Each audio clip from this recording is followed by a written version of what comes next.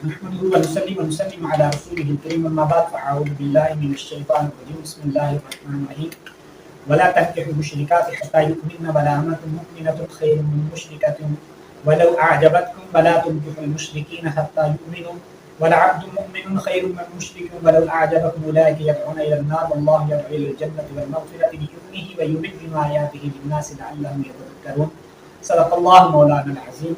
معزز سامعین کرام، سورہ بقرہ دوسرا سپارہ ہے، آیت 221 تلاوت کرنے کا شرف حاصل ہوا۔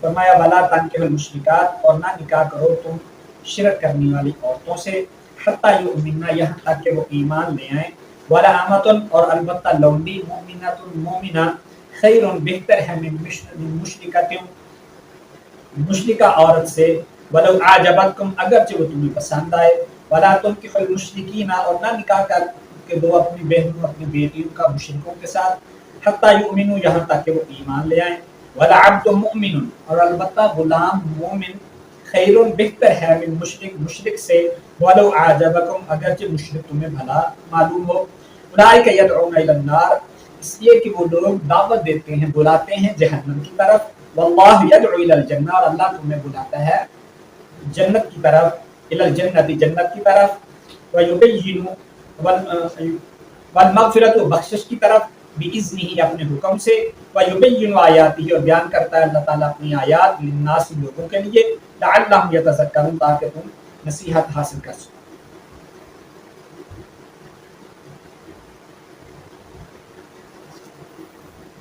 تو اس آیت کا پس منظر، اس کا شان نزول کے متعلق علماء کرام نے، مفسرین کرام نے دو واقعات لکھے ہیں۔ حضرت ابو مسعود غنوی رضی اللہ تعالیٰ عنہ کو نبی پاک صلی اللہ علیہ وسلم نے مکہ میں جو ہجرت کے بعد کمزور مسلمان رہ گئے تھے، ان کو لانے کے لیے اور ان کو دیکھ بھال کے لیے بھیجا۔ جس مشن کے لیے بھیجا، یہ رات کی تاریکی میں گئے تو عناق ایک خوبصورت عورت تھی، اسلام لانے سے پہلے ان کے ساتھ تعلق بھی تھا، بہت خوبصورت تھی، عرب کی مشہور عورتوں میں تھی۔ تو اس نے دیکھ لیا، اس نے کہا وہ مرسد ہو، ہاں، کہا قریب خلوت میں نہیں آتے، کہنے لگے نہیں، اسلام نے روک دیا ہے، کہ تو پھر نکاح کر لو، تو کہنے لگا اس اللہ کے نبی صلی اللہ علیہ وسلم سے پوچھ کے بتاؤں گا۔ جب یہ واپس آئے تو پھر نبی پاک صلی اللہ علیہ وسلم سے عرض کی تو ولا تنکحوا المشرکین حتی یؤمنوا، یہ آیت نازل ہوئی۔ اگلی حصے کے علامت مؤمنۃ، اس حصے کے متعلق لکھا ہے کہ حضرت عبداللہ ابن رواحہ رضی اللہ تعالیٰ عنہ کی ایک مومنہ عورت باندھی تھی، انہوں نے کسی بات کو انہیں ڈانٹا اور مارا، تو پھر خود ہی نبی پاک صلی اللہ، جب غصہ ٹھنڈا ہوا، غلطی کا احساس ہوا، تو نبی پاک صلی اللہ علیہ وسلم کے پاس آئے، عرض کرنے لگے ایسا ہوا، تو آقا علیہ السلام نے پوچھا کہ ایمان لے آئی ہے؟ جی لے آئی ہے۔ روزہ رکھتی ہے؟ جی رکھتی ہے۔ نماز پڑھتی ہے؟ جی پڑھتی ہے۔ تو حضرت عبداللہ ابن رواحہ نے بالخود ہی عرض کیا کہ اللہ کے پاک پیغمبر، اس کا فدیہ یہ ہے کہ میں اسے آزاد کروں اور نکاح کروں۔ تو نبی علیہ السلام خوش ہوئے، عبداللہ ابن رواحہ نے اس کالی عورت کو آزاد کیا جو باندھی تھی، اور خود ہی نکاح کر لیا۔ تو اس پہ لوگوں نے تانا دیا کہ ہم آزاد مشرکہ عورتوں آپ کو دیتے ہیں تو آپ اس سے نکاح کرتے ہیں۔ تو یہ آیت نازل ہوئی کہ مومنہ باندھی یہ آزاد کافر عورت سے، اگرچہ مالدار ہو، حسین ہو، بہتر ہے۔ تو یہ پس منظر ہے اس آیت کے نزول کا۔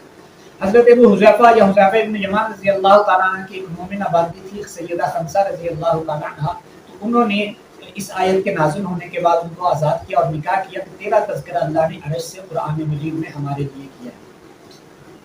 اب مشرک سے نکاح کرنے سے روکا کیوں؟ اس لیے کہ نکاح کا مقصد کیا ہے؟ نکاح کا مقصد مودت اور رحمت ہے، ایک دوسرے کے ساتھ محبت اور پیار ہے، تعلق ہے، اس کو نبھایا جانا ہے آخر تک۔ پھر بچے ہونے، تو ایک اگر تغیر ہوگا، عقیدوں میں اختلاف ہوگا، تو پھر یہ چونکہ ایمان اور عقیدہ یہ وہ چیزیں ہیں جس پہ جنگیں ہوتی ہیں، لوگ ایک دوسرے کے مخالف ہوتے ہیں، جبکہ پہلے ہی ایک دوسرے کے مخالف ہوں گے تو پھر ان میں یہ محبت اور محبت نہیں ہوگی۔ اگر کہیں بھی محبت اور محبت ہو بھی گئی، نکاح ہو گیا، بچے ہو گئے، اور اب ان میں کوئی ایسی بات ہو گئی جو اس کے عقیدے پہ زد پڑتی ہے، یا اس کے عقیدے پہ زد پڑتی ہے، اس کے عقیدے پہ یا عورت کے عقیدے پہ زد پڑتی ہے، تو یہ اختلاف کا باعث بنے گا۔ اس لیے چونکہ اس کا مقصد نکاح کا کیا ہے، وہ تو محبت اور مودت ہے، اس لیے منع کر دیا۔ ہاں جو عورتیں ہیں یہ کتابیہ یعنی یہود و نصارہ کی عورتوں سے نکاح جائز ہے، بالاجماع جائز ہے۔ قرآن میں سورہ مائدہ والمحصنات من النساء، اس میں یہ آیت اس نے اس کو بتایا۔ ہاں اب غیر مسلم سے نکاح کیوں نہیں؟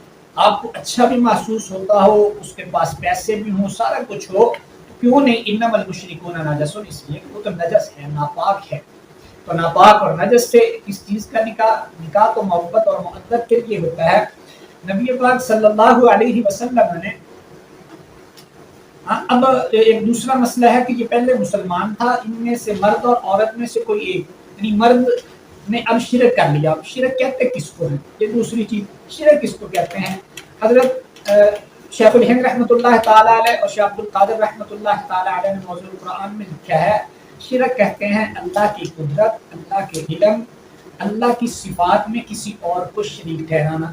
جیسے اللہ ہر چیز پہ قادر ہے، یہ بھی ہر چیز پہ قادر ہے۔ جیسے اللہ ہر چیز کو جانتے ہیں، علم میں ہے اللہ کے، اللہ احاطہ بكل شيء علما، یہ بھی اللہ کی طرح ہر چیز کو جانتے ہیں، تو یہ شرک ہے۔ اسی طرح جیسے اللہ کی تعظیم کی جاتی ہے، ایسے اللہ کے غیر کی کسی اور کی بھی ویسے ہی تعظیم کرنا، یہ بھی شرک ہے۔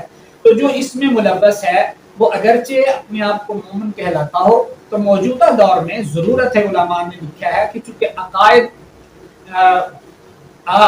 قادیانیت کا فتنہ ہے، رفض کا فتنہ ہے، منکر حدیث منکر قرآن ہے، تو یہ ان لوگ یہ ذکری یہ اس طرح کے لوگ جب آ گئے ہیں تو پھر عقیدہ یہ پرکھنا چاہیے، صرف وضع قطع نہیں دیکھ لینی چاہیے کہ یہ وضع قطع کے اعتبار سے مسلمان ہے تو بس ٹھیک ہے، عقیدے پر تحقیق کرنی چاہیے۔